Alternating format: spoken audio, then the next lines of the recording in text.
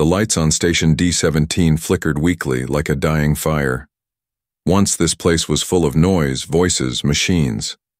Now it was silent, cold, empty. Only one person remained. His name was Mason Carter, and he was the last human on the station. The others had left months ago. The Galactic Union said humans were not useful. The alien leaders said Earth was a weak planet. They didn't want humans in their programs anymore. One by one, humans were pushed out. Most returned to Earth. But Mason didn't. He had no home, left on Earth. So he stayed behind, left to work maintenance on this forgotten research station floating near a dead planet, a place where no one else wanted to go. The aliens called it a junk station. The truth? Mason didn't care about titles. He had survived worse. One morning, Mason walked through a hallway with cracked walls and broken lights. His food supplies were low. His comms were dead, but he continued working. He stopped in front of a locked metal door at the far end of the station. It was sealed tight, with ancient alien symbols carved into the frame. He had passed it many times before, but today, something felt different. The air was warmer near the door. He placed his hand on the surface. Suddenly, the metal glowed faint blue. Mason jumped back. What the hell? He hadn't done anything. No tools, no buttons. The door made a low rumbling sound. Slowly, it began to slide open. Inside was darkness. A cold mist drifted out. Mason hesitated. He grabbed a small flashlight from his belt and stepped inside. The room was massive, much bigger than it should have been. The walls were black stone with strange patterns. At the center stood a giant figure frozen in place. It was armor, not like anything he had seen before. Tall, almost 3 meters. Sharp edges. Glowing lines ran down its chest and arms. It looked alive. He walked closer. The armor stood on a platform with cables plugged into its back. A symbol above it caught his eye. An ancient war crest from a long-dead alien empire. He remembered seeing it in old data logs. That empire was known for building living machines. Mason whispered, "Why is this here?" His voice echoed in the chamber. Then the armor moved, just a twitch, a finger. Then the head turned slightly. Mason froze. Before he could run, a pulse of energy hit his body. His flashlight fell to the floor. He heard a voice, not with his ears, but inside his mind. "You are not one of them." His heart pounded. "Wait, what?" "You are human, not like the others. You are alone. You are chosen." Mason tried to speak, but his mouth wouldn't move. The armor's chest opened, revealing a space inside, shaped like a person. "Enter." "No," Mason said aloud. "I don't want to die." "You won't." The station trembled. Outside, warning lights flashed. An alien scout ship had entered orbit. Mason checked his wrist console. It was a Zither-class patrol. If they found him, they'd strip the station and destroy all data. No one would know what he found. The voice returned. Calmer this time. "I waited for centuries. Only a human can activate me. Only you." Mason looked at the armor again. He had nothing left. No backup. No team. No escape ship. Just this armor. This chance. He stepped forward. As soon as his foot touched the platform, the armor opened wider. Cables moved like living snakes, gently wrapping around his arms and legs. The chest closed around him. There was no pain, only light. And then, silence. Mason opened his eyes. He could see everything, the entire station layout, enemy signals, power levels. He was connected to the system. The armor responded to his thoughts. He clenched his fist. The metal moved with him, strong, fast, smooth. "You are now the keeper," the voice said, "and war is coming." Outside, the alien ship moved closer. Inside the armor, Mason smiled. The aliens had mocked him, called him weak, left him to die. But now he was something else, something ancient, something powerful. And this was just the beginning. The armor breathed, not like a machine, not like metal. It breathed like a beast, silent, slow, and powerful. Mason stood tall inside the armor. His thoughts were clearer than ever. His body didn't feel tired or hungry.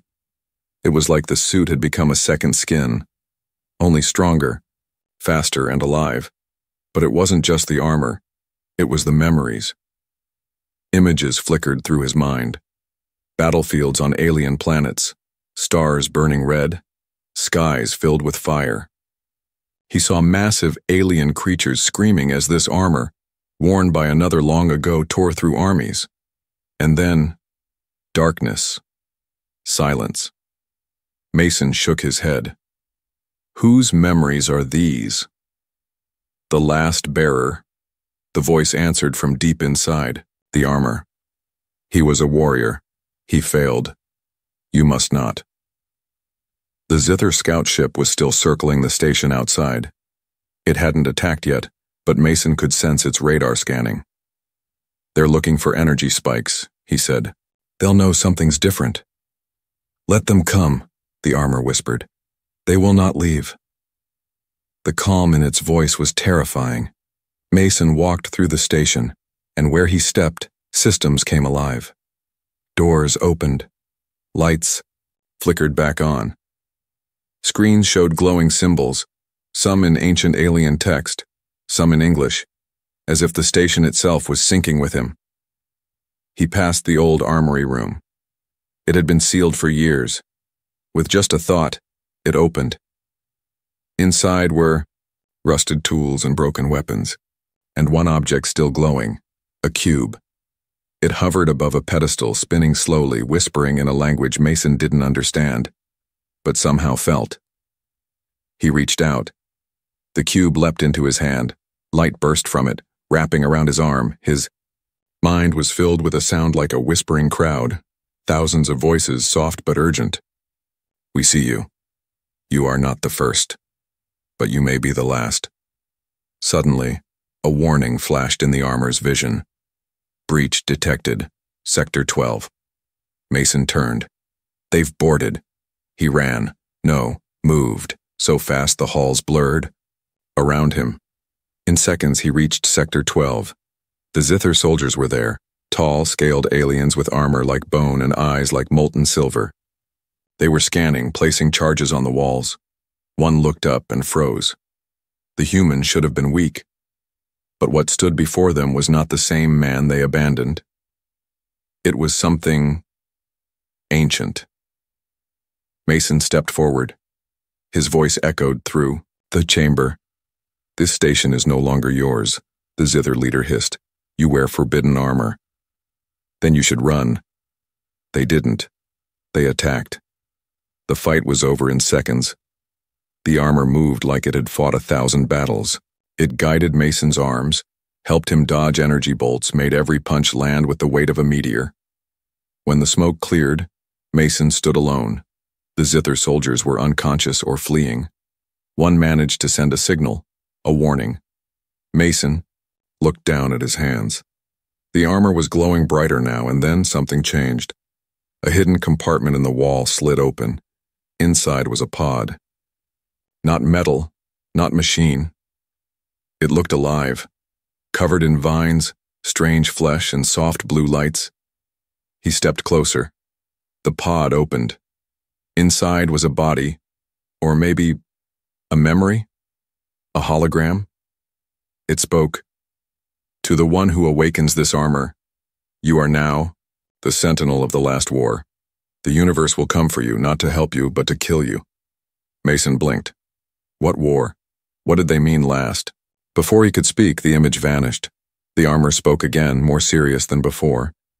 You have been found. Now the galaxy will remember. Mason looked out through a window. The stars beyond the station shimmered with silence. But in the distance, something was coming, and he had no idea what it was. Mason didn't sleep that night. Not because he was tired, but because the armor wouldn't let him. Every time he closed his eyes, it showed him visions. A sun exploding, a world crumbling, a massive alien fleet falling from the stars. Destroyed, not by warships, but by one warrior wearing the same armor Mason now had. It wasn't just a suit, it was a memory, a prison, a weapon.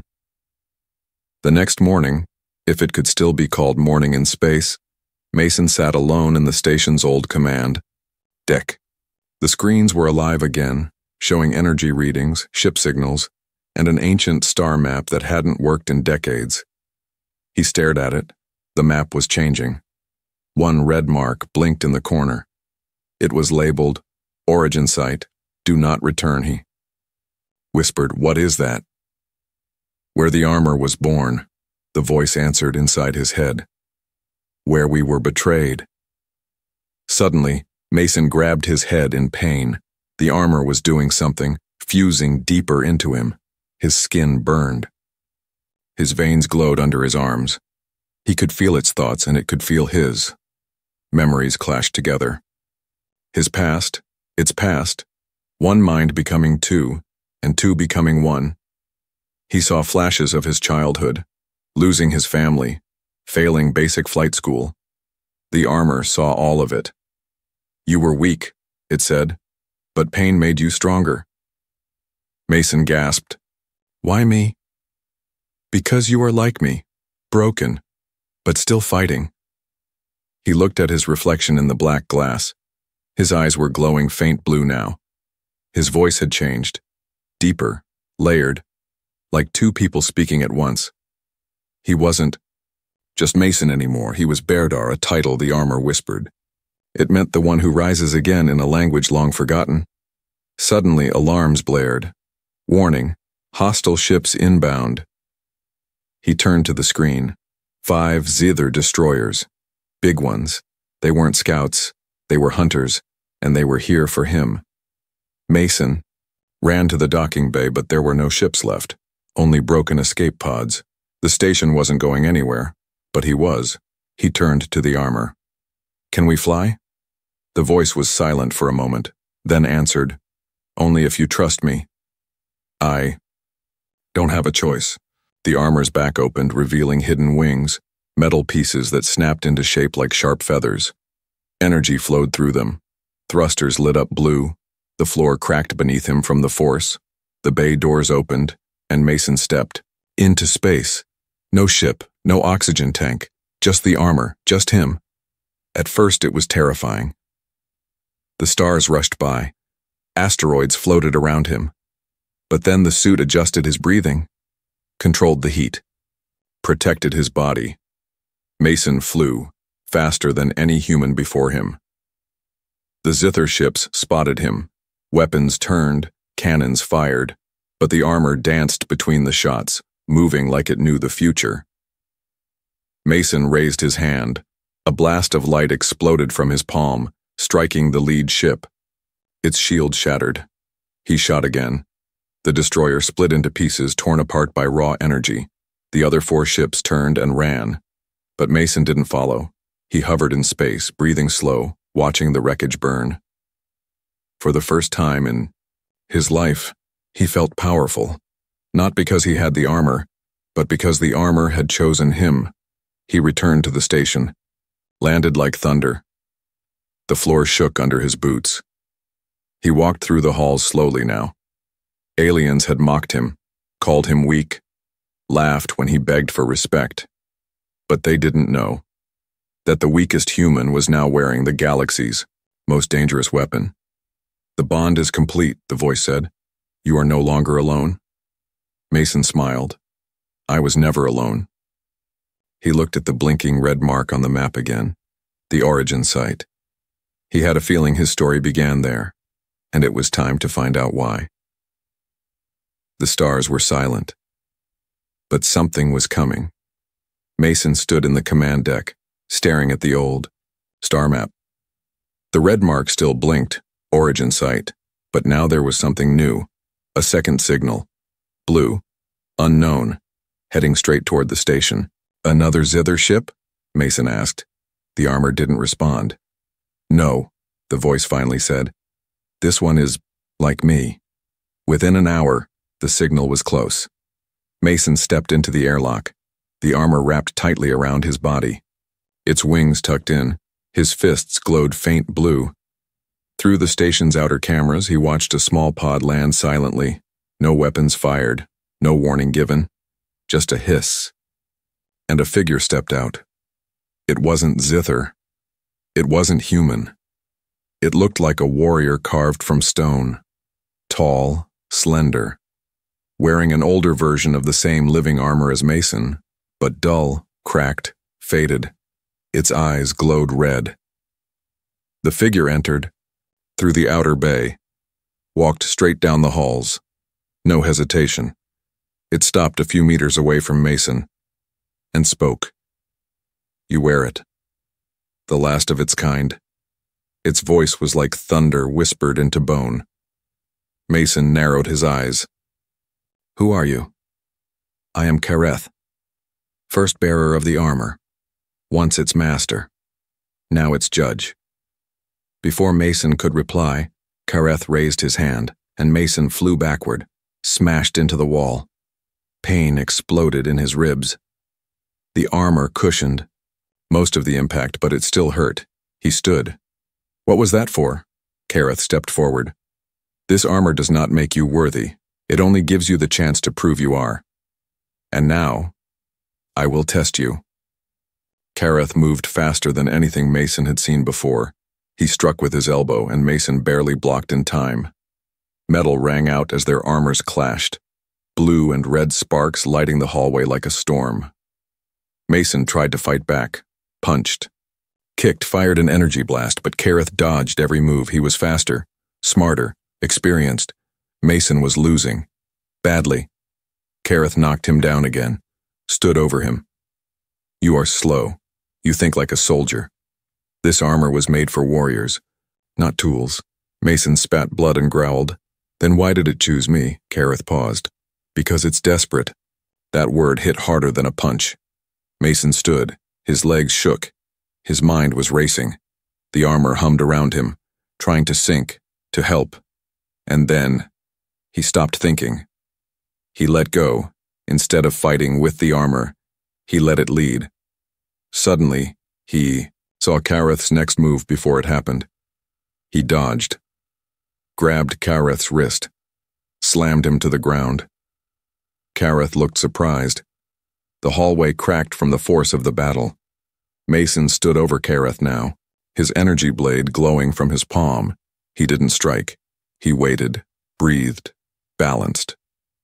Kareth stared up at him, eyes narrowed.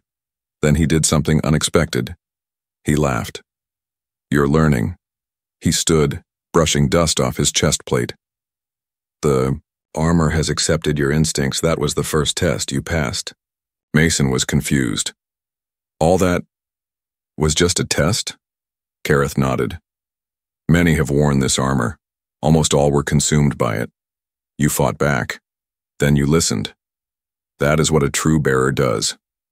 Mason lowered his hand. "So what now?"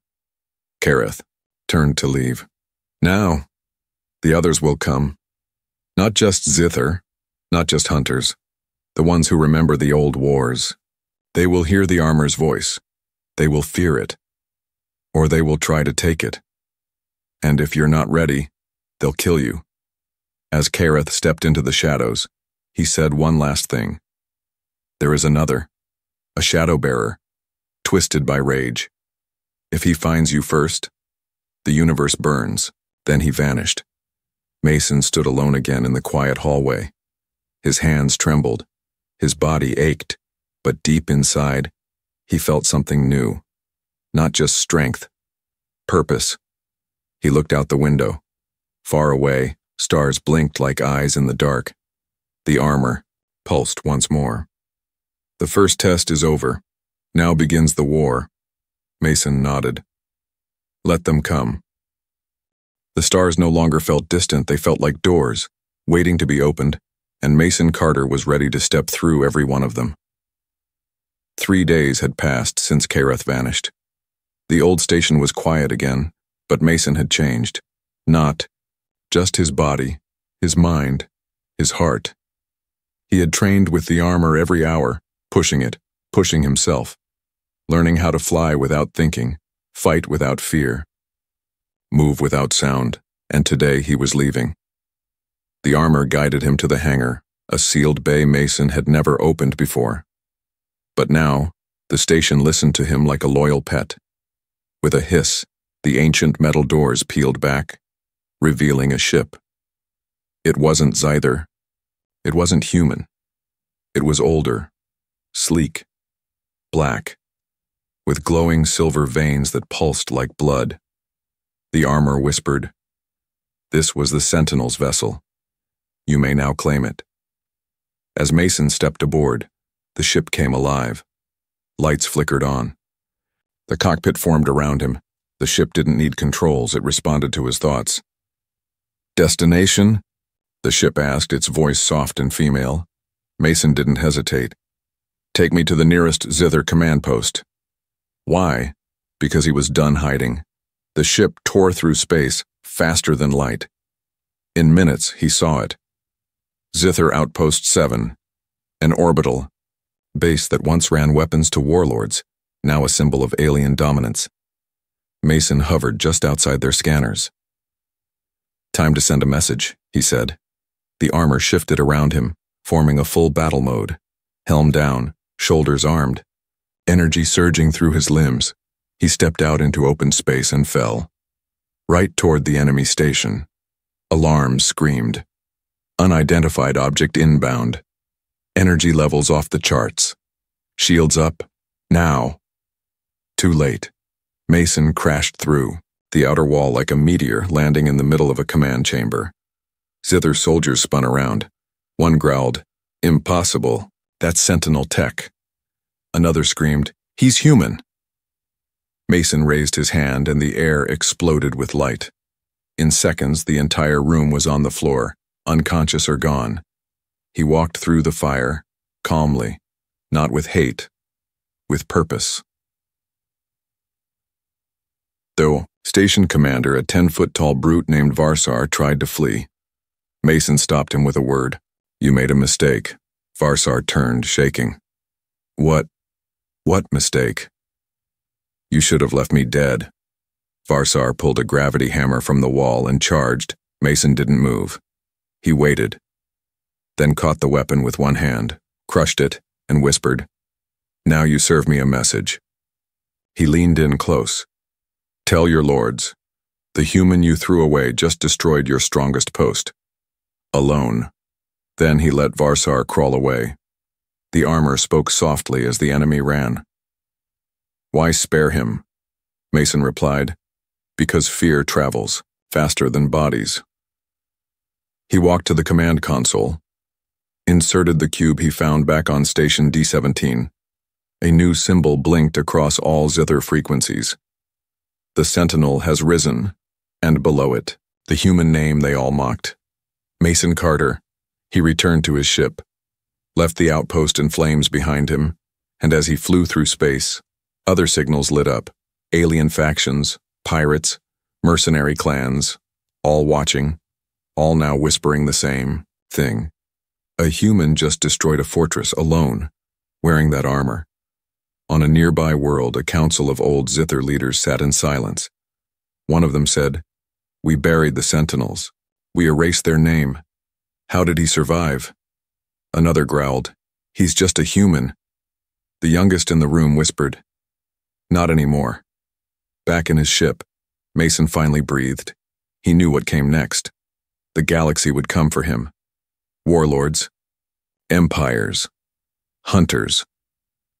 But it didn't matter, because now the human who was once mocked had become legend. The stars no longer watched Mason. They whispered about him. From the cold moons of the Telsari to the fire cities of Varnak, a name was spreading. Like fire through dry space, the human is wearing the Sentinel armor. But there was one place where names didn't matter, a place where legends were tested and often broken, the Black Arena. Mason's ship exited warp near a shattered planet. The world was cracked like glass, floating in pieces around a glowing core. Above the ruins hovered a massive structure, black metal, ring-shaped and old, older than any empire. It was not on any chart. But somehow, the armor led him here. "This is where they watched us fall," the armor whispered. "The first arena, the trial ground of gods and traitors." Mason didn't reply. His fists were clenched, his mind focused. He had come to find answers. To learn what the armor truly was, and the arena was waiting. As he docked, a message appeared across his HUD. "Enter as you are. Leave as who you truly are." Inside the arena, thousands of alien species stood in silence. No cheering, no lights, only silence and fear. Mason walked into the center. Across from him stood a warrior in white armor, taller than Kareth, silent as stone, with no face. Just a black mirror where its eyes should be. The announcer's voice echoed, "A forgotten human, wearing armor that should no longer exist, dares challenge the arena." The faceless warrior stepped forward. "Do you even know what you are, human?" Mason's voice was calm. "Not yet." The warrior tilted his head. "Then let me show you." The battle started without a signal. Mason moved, but the warrior moved first, faster than light. Blades formed on his arms. Each strike was like lightning. The arena floor cracked. Air burned. Mason blocked with all his strength. But this opponent was different. He knew the armor. He moved like he had worn it once, and hated it. They fought for what felt like hours. Mason's systems screamed warnings. Energy core at 38%. Structural strain detected. Pain suppression offline. He coughed blood inside the helmet. But then, something changed. The black mirror on the enemy's face and cracked. Just a little. And suddenly Mason saw not a warrior, but a prisoner. Inside that armor was a mind trapped in endless battle. Overwritten. Recycled. Used. The same thing could happen to him. "This is what I'll become. If I lose myself." Mason let the thought go. He focused, not on fear, on clarity. He moved like water, bending, redirecting, striking. The armor responded not with rage, but balance, and with one final strike. He shattered the enemy's chestplate, the faceless warrior, dropped to his knees. Before fading into dust, he spoke a final truth. "You are not the first to be chosen by the armor, but you are the first to fight it, and win." The arena floor glowed. Ancient carvings lit up, symbols Mason had seen in visions. He stood alone now. Above him, a voice not from the armor, but from the arena itself whispered, "You are the last of the line." The armor was not made for war, but for judgment. Its final mission is not to destroy, but to decide. Who shall live? Who shall fall? Mason stood still. The arena vanished around him in a burst of light. He was back in his ship, alone again. But now, with a new message burned into the ship's systems, a great war is returning. And this time, the Sentinel will choose. Mason stared at the stars, no longer wondering where he belonged. Now he knew. He wasn't a soldier. He wasn't just a survivor. He was the balance between the past and the future, and his choice would reshape the galaxy. The galaxy held its breath. From the icy moons of Helix Prime to the burning towers of Corda Fiv, screens flickered with one message. The Sentinel has returned. But no one truly understood what that meant. Not until the skies tore open. Mason stood at the edge of the galaxy. His ship hovered in orbit around a hidden planet long erased from star maps. A planet cloaked in darkness. A place not even the Zither dared approach. The origin site. The armor was silent now. No whispers, no warnings, just a quiet hum, like a heart preparing for its final beat. As Mason stepped onto the surface, the planet shifted beneath his feet, alive, aware, ancient. Massive stone doors opened before him without touch. Inside was the truth. The chamber was round. The ceiling stretched into the stars, and in the center floated a crystal tomb. Inside, a figure rested. Not human, not alien. Something in between. The first sentinel. A voice, deep and heavy, filled the air. "You came." Mason didn't answer. "You wear the armor, but you are not a weapon. You are the question. And the galaxy is waiting for your answer." The tomb cracked. A beam of golden light struck Mason's chest. Memories rushed in, not from the armor, but from the galaxy itself. He saw a future where humans were hunted again, a future where zither empires rebuilt, a future where another war would rise and millions would burn. He saw another path, one where his voice, not his blade, could stop it. Suddenly, the sky shook. Dozens of warships appeared above the planet. Zither, dreadnoughts, Acheran swarm fleets, even human warships, confused and afraid, all had come to destroy or claim the armor. They had come for him. A transmission played across all channels. The Zither High Warlord, face twisted in pride, growled, "Surrender the armor, human. It does not belong to you." Mason stepped into the light of the chamber. His armor had changed, no longer sharp and deadly, now smooth, balanced, glowing with white and gold light. He pressed a hand to his chest, and for the first time, he broadcast his voice to the entire galaxy. "You mocked my people. You threw us aside. You thought strength was measured in muscle, in fire, in blood. But strength is choosing to rise when everything tells you to fall. I am not here to rule. I am not here to kill. I am here to show you what it means to be human. We fight, we bleed, but we never forget who we are." The fleets hesitated. Then, one by one, their weapons powered down. Ships turned away. Even the Zither dreadnought stood still. Something about Mason made them feel small, like they were standing in front of something greater than war. Back in the chamber, the crystal tomb opened completely. The first sentinel stood, not in body, but in light. He looked at Mason. "You did what none of us could. You broke the cycle. The armor is no longer needed. It can rest now." Mason nodded. The armor began to melt from his body like sunlight fading from glass. His strength left with it. He was human again. But now, the galaxy saw that as enough. The chamber collapsed around him. The planet began to crack. Mason ran back to the ship, breath heavy, heartbeat wild. As he took off, the planet exploded behind him, gone forever, like the war it once created. Weeks later, across the stars, stories were told of the human who walked alone, who entered a battlefield with armor, and left without it, but with something stronger. Respect. Peace. Legend.